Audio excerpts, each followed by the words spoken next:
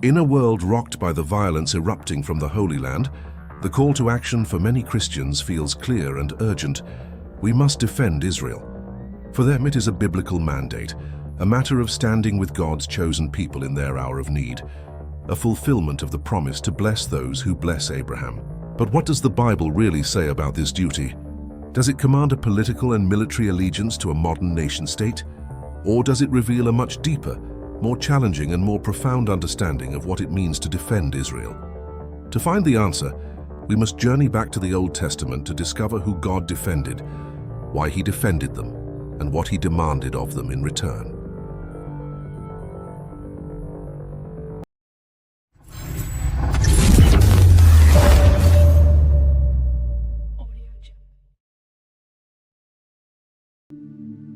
Chapter 1. God as Divine Warrior, the Defense of the Covenant. The Old Testament is filled with powerful accounts of God acting as a divine warrior, a mighty defender of His chosen people, Israel. This theme is not a metaphor. It is presented as a literal historical reality. The first and most dramatic example is the Exodus itself. As the Egyptian army, with its formidable chariots, cornered the fugitive Israelite slaves against the Red Sea, Moses declared, "Fear not, stand firm, and see the salvation of the Lord. The Lord will fight for you, and you have only to be silent." The miraculous parting of the sea and the subsequent destruction of Pharaoh's army established a foundational paradigm for Israel's faith. God Himself is our defender.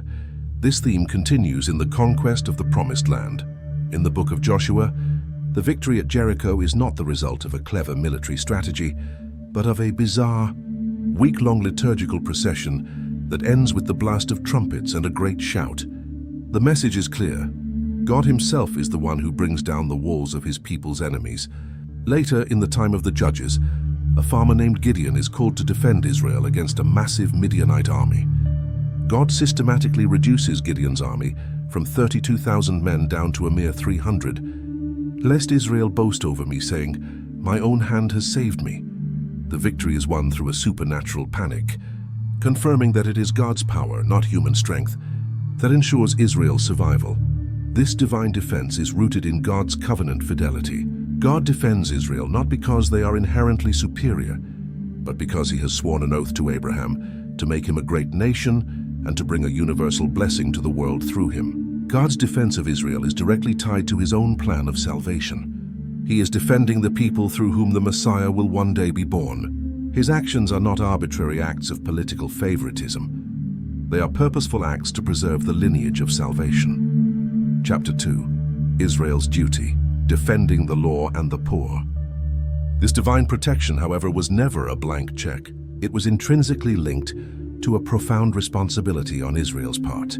While God would defend their borders from external enemies, Israel's primary duty was to defend the integrity of the covenant from within. And the heart of that covenant was justice. The law of Moses is filled with hundreds of commands, but a constant and recurring theme is the absolute, non-negotiable duty to defend the most vulnerable members of society. The widow, the orphan, and the stranger are mentioned time and again as being under God's special protection, and He commands the Israelites to be the agents of that protection. In Exodus 22, God gives a stark warning. "You shall not mistreat any widow or fatherless child. If you do mistreat them, and they cry out to me, I will surely hear their cry, and my wrath will burn." This obligation extended to all who were poor and weak. The law commanded that farmers leave the edges of their fields unharvested for the poor to glean. It commanded that all debts be forgiven every 7 years. And most radically, it commanded a profound respect and love for the non-Israelite living in the land. Leviticus 19 declares, "You shall treat the stranger who sojourns with you as the native among you, and you shall love him as yourself, for you were strangers in the land of Egypt." This is the untold truth of the Old Testament mandate. The possession of the land was inseparable from the practice of justice and mercy toward all its inhabitants. The truest defense of Israel was its faithfulness to this moral law. Chapter 3. The prophetic indictment, the failure of defense. The tragic story of the Old Testament kingdoms is the story of Israel's catastrophic failure to live up to this sacred duty. The historical books and the writings of the prophets are a searing indictment of a nation that forgot its moral calling. While the kings focused on political power and military might, they allowed the interior life of the nation to rot with injustice. God raised up the prophets to be his prosecuting attorneys, to bring a covenant lawsuit against his people.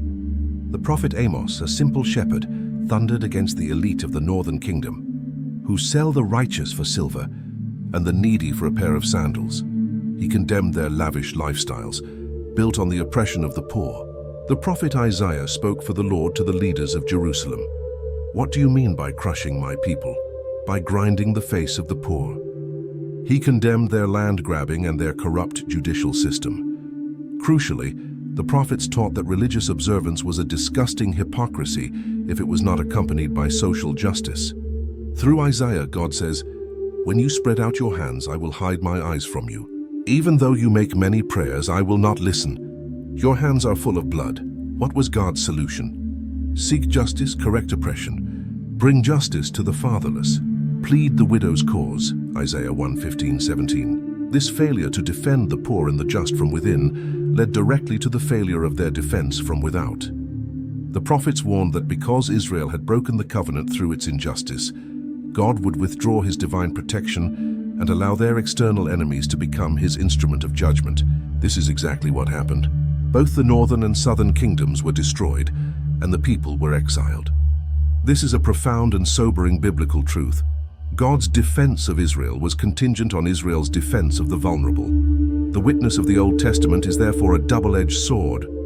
It reveals a God who acts as a powerful defender of his chosen people, but it also reveals that this divine protection is intrinsically linked to the people's own duty to defend the poor, the weak, and the stranger in their midst.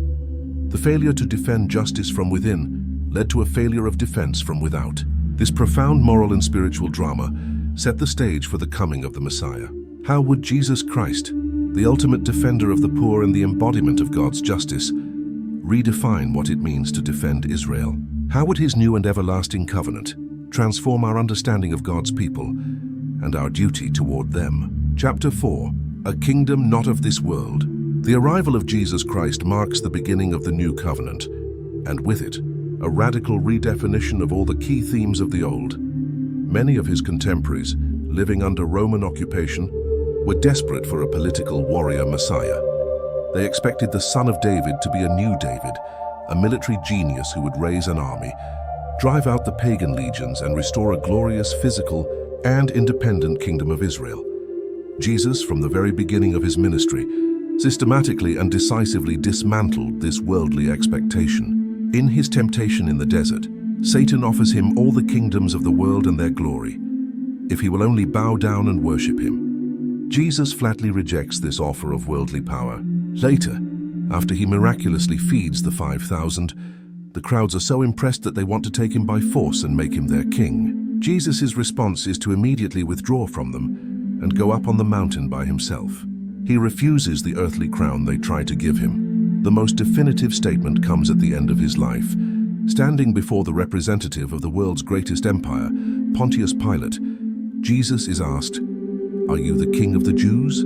Jesus answers with a world-altering definition of his kingship. "My kingdom is not of this world. If my kingdom were of this world, my servants would have been fighting. But my kingdom is not from the world." John 18:36. This is a pivotal revelation. The kingdom that Jesus came to establish is not a political, ethnic, or geographic entity. It is a spiritual and universal kingdom, the church, which transcends all borders, all ethnicities, and all political systems. The battles of this new kingdom are spiritual battles. As St. Paul writes, "We do not wrestle against flesh and blood, but against the spiritual forces of evil." The weapons of this new warfare are spiritual: prayer, fasting, charity, and the sacraments. And the ultimate defense of this kingdom was won not through the violent subjugation of its enemies, but through the self-sacrificial love of its king on the cross. This radical shift in understanding from a geopolitical kingdom to a universal spiritual one is the essential key to interpreting our duty from a new covenant perspective. Chapter 5. The New Israel and the Fulfillment of the Promises. If the kingdom is a spiritual one, what happens to the core concepts of Israel, the Promised Land, and the Temple?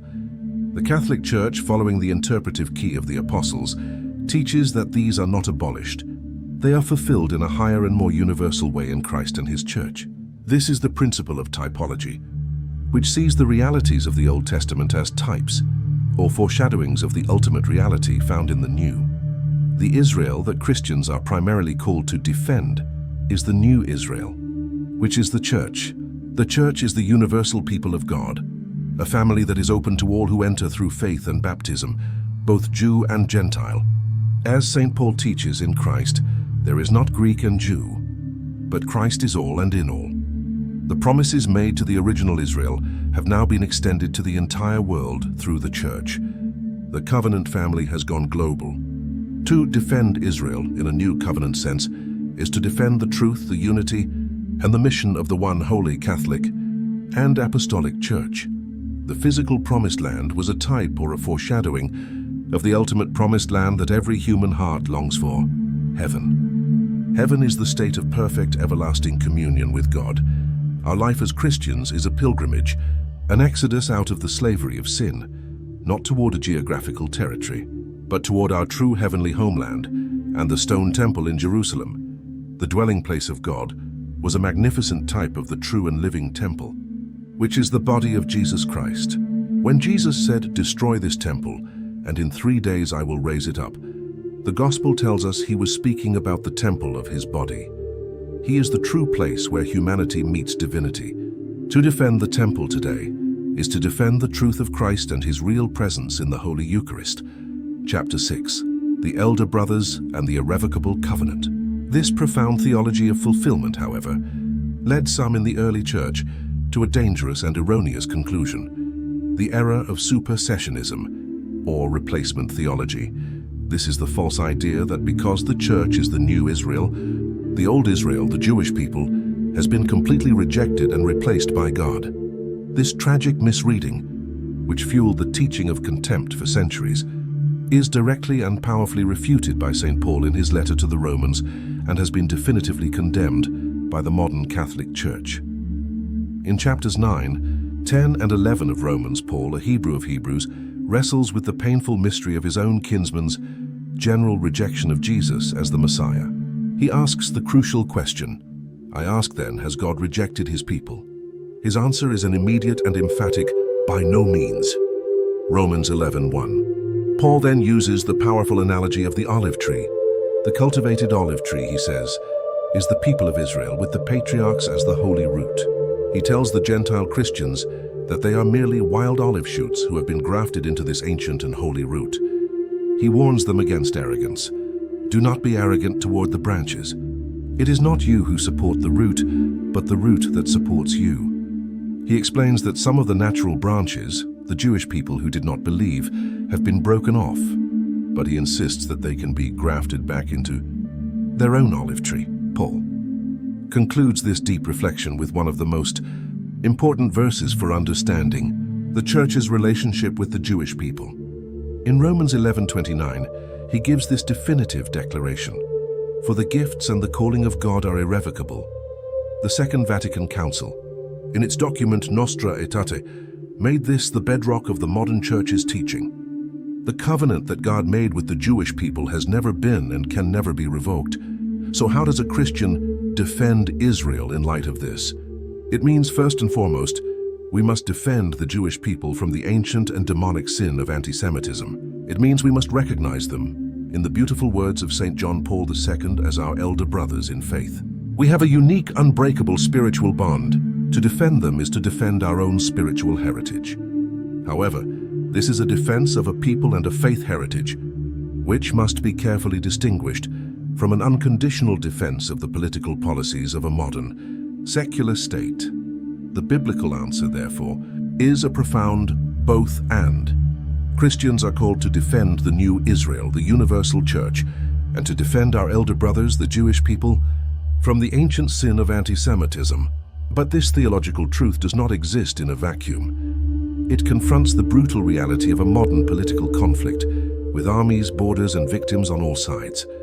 How does this biblical understanding guide us when we look at the headlines today? How do we apply the principles of a spiritual kingdom and an irrevocable covenant to a bitter earthly struggle over physical territory? The answer is not found in prophecy, but in morality. A moral framework given to us by the Church to seek justice and peace for all people. Chapter 7. A Moral Compass. The Principles of Catholic Social Teaching. To navigate the complexities of the Israeli-Palestinian conflict, the Catholic Church does not rely on political ideologies or partisan loyalties. Instead, it turns to its rich tradition of Catholic social teaching, a body of doctrine developed over the past century that applies the timeless truths of the gospel to the complex social, political, and economic problems of our time. This teaching provides a clear and consistent moral compass. The first and most important principle is the dignity of the human person. The Church teaches that every single human being, from conception to natural death, is created in the image and likeness of God. This dignity is inherent, inalienable, and is not dependent on one's nationality, ethnicity, or religion. This principle unequivocally condemns all acts of terrorism, all violence against innocent civilians, and all forms of dehumanizing rhetoric, regardless of which side they come from. It means that the life of a Palestinian child in Gaza is just as sacred as the life of an Israeli child in Tel Aviv. There is no moral equivalence for terror, but there is an absolute moral equivalence in the value of every human life. The second principle is the common good. This is the sum total of social conditions which allow people, either as groups or as individuals, to reach their fulfillment more fully and more easily. In the context of the Holy Land, this means a just and lasting peace is not a zero-sum game, where one side's victory is the other's defeat. The true common good requires a solution that guarantees the security and flourishing of Israelis and the security, freedom, and flourishing of Palestinians. Any solution that leaves one community in a state of fear, occupation, or despair has failed to serve the common good. The third principle is solidarity. This is the recognition that we are all one human family, responsible for one another. Solidarity is the opposite of partisan tribalism. It calls us to feel the fear of an Israeli family running to a bomb shelter as our own, and to feel the humiliation of a Palestinian family waiting at a checkpoint as our own. It is a firm and persevering determination to commit oneself to the good of all, because we are all really responsible for all. Finally, there is the preferential option for the poor and vulnerable. This principle instructs us to give special attention to the needs of the most marginalized and powerless. In this conflict, this demands that we pay particular attention to the plight of refugees, to the millions living under occupation without basic rights, to the children on both sides who are traumatized by decades of violence, and especially for Christians, to the suffering of our own brethren, the living stones whose presence is existentially threatened. Chapter 8. The Vision for a Just Peace. Applying these moral principles, the Holy See, the diplomatic arm of the Catholic Church, has for decades been a consistent and clear voice advocating for a specific path toward peace. This path is not based on apocalyptic prophecy, but on the principles of justice and international law. The Church's vision is centered on the two-state solution. This is the long-standing international consensus, which the Vatican has tirelessly supported, that the only just and lasting peace can be achieved through the establishment of a secure and recognized state of Israel, existing side by side with a secure, viable, and recognized state of Palestine. The Church teaches that both peoples have a legitimate and internationally recognized right to their own homeland, where they can live in security, dignity, and freedom. Crucially, within this vision, the Church has always insisted on a unique and special status for the city of Jerusalem. The Holy See does not believe that Jerusalem should be the exclusive political capital of one state over the other. Instead, it calls for a special, internationally guaranteed statute for the city. This would ensure that the city remains open to all, protecting the freedom of religion and conscience for Jews, Christians, and Muslims, and guaranteeing permanent access to the holy sites for pilgrims from all over the world. The Church's vision is for Jerusalem to be a city of peace and encounter, a spiritual capital for the world, rather than a trophy in a political conflict. Chapter 9. The Ultimate Christian Defense. This brings us to the final answer to the question posed by our title: should Christians defend Israel? The shocking biblical truth, as understood and articulated by the Catholic Church, is that our primary Christian duty is not to defend one political state against another. Our ultimate Christian vocation is to defend something far more fundamental: the dignity of all human life, the cause of justice, and the possibility of peace. Our ultimate loyalty is not to a flag, but to the Prince of Peace. Therefore, the authentic Christian response must be to stand in solidarity with both Israelis and Palestinians in their legitimate aspirations for a just and secure life. We are called to defend the Israelis' right to live without the fear of terrorism. And we are called to defend the Palestinians' right to a life of dignity, freedom, and self-determination. Our vocation, given to us by Jesus in the Beatitudes, is to be peacemakers. This is not a passive wish for peace, but the difficult, active work of building peace. It means refusing to participate in the hateful and dehumanizing rhetoric that fuels the conflict. It means praying for the leaders and the people of both nations. It means supporting organizations like Catholic Relief Services and the Pontifical Mission that provide humanitarian aid to the most vulnerable on both sides of the conflict. It means being a third voice in the often binary conversation, a voice that speaks not of victory for one side, but of justice and security for all. Final conclusion. We began with a simple question that carries the weight of prophecy and politics. Should Christians defend Israel? Our journey took us back to the Old Testament, where we found a God who defends his people for the sake of his covenant, but who also demands that they defend the poor and the stranger in their midst. We then saw in the New Testament how Jesus Christ fulfills these ancient promises, not in a political state, but in the universal spiritual kingdom of his church, a kingdom not of this world. We affirmed the church's unbreakable spiritual bond with our elder brothers, the Jewish people, while also recognizing the legitimate rights of the Palestinian people and the suffering of our Christian brethren in the land. The biblical answer is not a call to political partisanship, but to a higher, more difficult path. The Christian is called not to defend one side, but to defend the principles of the gospel itself.